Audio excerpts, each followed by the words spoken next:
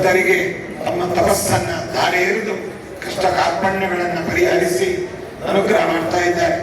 ಜೊತೆಗೆ ಕಾಮಧೇನುವಿನಂತೆ ಇರತಕ್ಕಂತಹ ರಾಘವೇಂದ್ರ ಸ್ವಾಮಿಗಳವರು ಊರೂರಿನಲ್ಲಿ ಮನೆಗಳಲ್ಲಿ ಎಲ್ಲ ಕಡೆಯಲ್ಲಿ ಕರದಲ್ಲಿ ಪರ್ವತ ಎನ್ನುವಂತಹ ಬಿರುದು ಭಾಜನರಾಗಿ ಭಕ್ತರು ಎಲ್ಲಿ ಭಕ್ತಿಯಿಂದ ಕೂಗಿ ಕರೀತಾರೆ ಆ ಪ್ರಾಂತಕ್ಕೆ ತೆರಳಿ ಅವರನ್ನು ಅನುಗ್ರಹಿಸಿ ಅವರ ಆತಿಥ್ಯವನ್ನು ಅವರ ಪೂಜೆಯನ್ನು ಸ್ವೀಕಾರ ಮಾಡಿ ಅವರಿಗೆ ಎಲ್ಲ ರೀತಿಯಾದ ಕಷ್ಟ ಕಾರ್ಪಣ್ಯಗಳನ್ನ ಪರಿಹಾರ ಮಾಡಿ ನಂಬಿದವರಿಗೆ ಎಲ್ಲ ಇಷ್ಟಾರ್ಥಗಳನ್ನು ಪೂರೈಸ್ತಾ ಇದ್ದಾರೆ.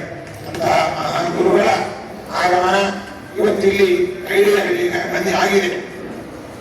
ಇನ್ನು ಈ ರಾಯರ ಹೆಸರಿನಲ್ಲಿ ಸ್ಥಾಪನೆಗೊಂಡಂತಹ ಈ ಫಾರಂನಲ್ಲಿ ಭವ್ಯವಾದ ವಾತಾವರಣ ನಿಜವಾಗಲೂ ಕೂಡ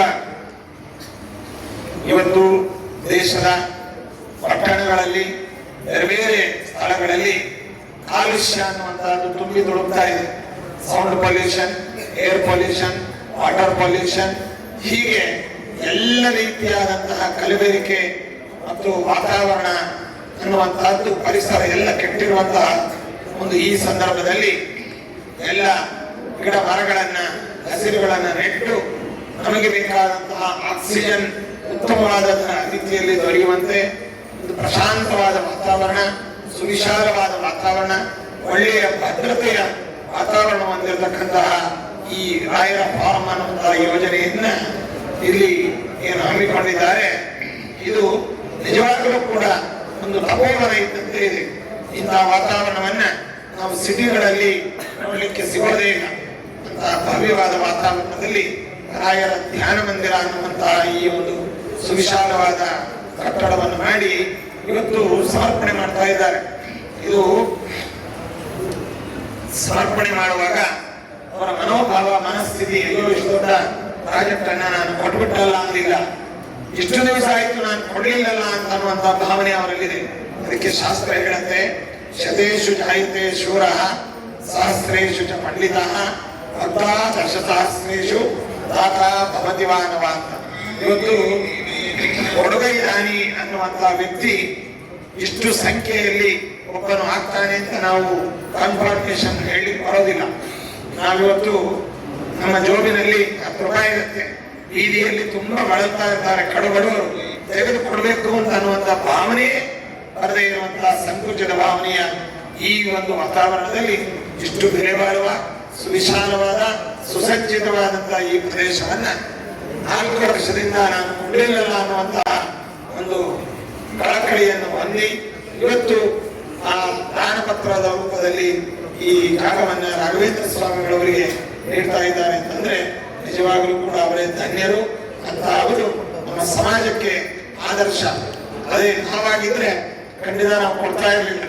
ನಮಗೆಲ್ಲ ಸ್ವಾರ್ಥ ಭಾವನೆ ತುಂಬಿದೆ ಅಂತ ಒಳ್ಳೆ ವಿಶಾಲ ಮನೋಭಾವ ಇರತಕ್ಕಂಥ ವ್ಯಕ್ತಿಗಳು ರಾಯರಿಗೋಸ್ಕರವಾಗಿ ರಾಯರಿಂದ ಅನುಗ್ರಹಿತರಾಗಿ ಕಾದು ಕುಳಿತು ಇದನ್ನ ಸಮರ್ಪಣೆ ಮಾಡ್ತಾ ಇದ್ದಾರೆ. ನಿಜವಾಗಲೂ ಕೂಡ ಅನುಕರಣೀಯ, ಅಭಿನಂದನೀಯವಾಗಿರ್ತಕ್ಕಂಥ ಒಂದು ವಿಚಾರ ಅಂತ ಈ ಸಂದರ್ಭದಲ್ಲಿ ಹೇಳಿ, ಇಷ್ಟು ದೊಡ್ಡ ಜವಾಬ್ದಾರಿಯುತವಾದದ್ದನ್ನ ರಾಯರ ಪಾದಕ್ಕೆ ಅವರು ಭಕ್ತಿಯಿಂದ ಸಮರ್ಪಣೆ ಮಾಡಿದ್ದಾರೆ. ಅದು ರಾಘವೇಂದ್ರ ಸ್ವಾಮಿಗಳವರು ಸ್ವೀಕಾರ ಮಾಡಿ ಅದರ ಮೇಲುಸ್ತುವಾರಿ ಜವಾಬ್ದಾರಿಯನ್ನ ಮಂಜುನಾಥ್ ಮತ್ತು ಅವರ ಸಂಘಟಕರೇ ಅದನ್ನು ನೋಡಿಕೊಂಡು ವಿಶೇಷವಾಗಿ ಇಲ್ಲಿ ಉತ್ತಮ ಧಾರ್ಮಿಕ ಕಾರ್ಯಕ್ರಮಗಳಾಗುವಂತೆ ಮಾಡಬೇಕು ಅಂತ ಈ ಸಂದರ್ಭದಲ್ಲಿ ಆದೇಶ. ಅದಕ್ಕೆ ಬೇಕಾದಂತಹ ನೋಂದಣಿ ಅಧಿಕಾರಿಗಳು ಕೂಡ ಬಂದಿದ್ದಾರೆ. ಅವರು ತುಂಬಾ ದೈವ ಭಕ್ತರು. ಅವರ ಯೋಗ ನೋಡಿ ಈ ಶುಭ ಸಂದರ್ಭದಲ್ಲಿ ನಾವೆಲ್ಲ ನೋಂದಣಿಗೆ ಕಾರ್ಯಾಲಯಕ್ಕೆ ಹೋಗ್ತೇವೆ. ನೋಂದಣಿಯ ಅಧಿಕಾರಿಗಳೇ ಇಲ್ಲಿ ಬಂದು ಅವರು ರಾಯರ ಭಕ್ತರಾಗಿ ಕುಳಿತಿದ್ದಾರೆ ಅಂತಂದ್ರೆ ಹೊಸದಾಗಿ ಈಗ ಇವತ್ತು ಭೂಮಿ ಪೂಜೆಗೊಂಡಂತಹ ಮತ್ತೊಂದು ಯೋಜನೆ ಪ್ರಾಜೆಕ್ಟ್ ಕೂಡ ಶೀಘ್ರವಾಗಿ ಜನರ ಮಾನಸವನ್ನು ಸೇರಲಿ, ಕಂಪ್ಲೀಟ್ ಆಗಲಿ, ಎಲ್ಲ ವಿಘ್ನಗಳು ಪರಿಹಾರವಾಗಲಿ, ಅಲ್ಲಿಯೂ ಕೂಡ ಉತ್ತಮವಾದ ಗ್ರಾಹಕರು ಮತ್ತು ಯೋಜನೆಗಳು.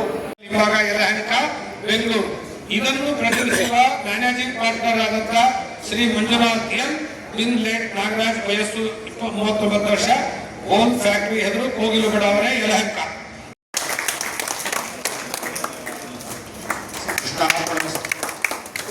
ಶ್ರೀನಿವಾಸ ಗೋವಿಂದ ತೀರವಾಸ ಗೋವಿಂದ